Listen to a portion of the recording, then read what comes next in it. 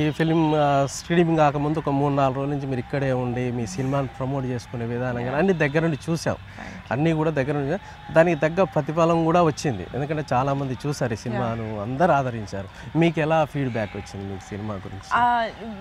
మేము cinema release అయిన టైంలో ఆంధ్రాలో చాలా స్క్రీన్స్కి వెళ్ళి చూసాము.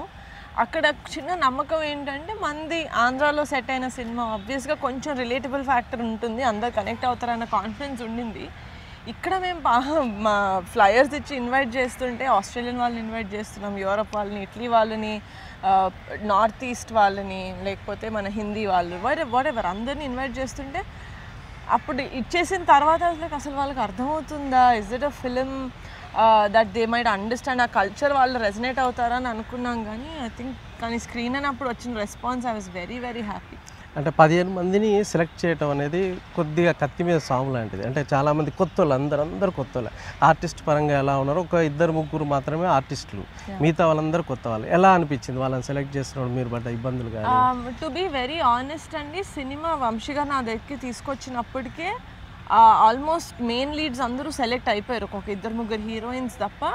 ఈ బాయ్స్ అందరూ ఒక 1.5-2 years నుంచి వంశీ గారితో ట్రావెల్ అవుతూ వచ్చారు.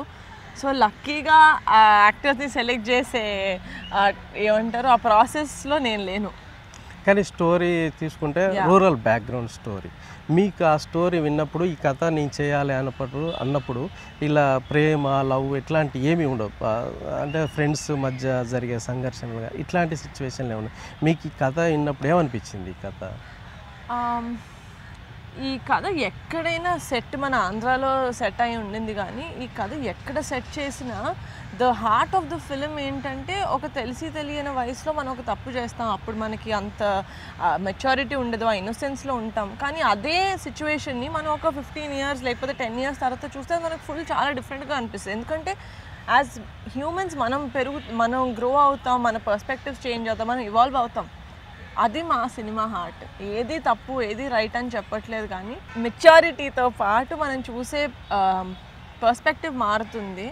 దానివల్ల ఫ్రెండ్షిప్స్ లాంటి ఒక స్ట్రాంగ్ ఎమోషన్ని మనం ఎప్పుడు పోగొట్టుకోకూడదు అనేది నా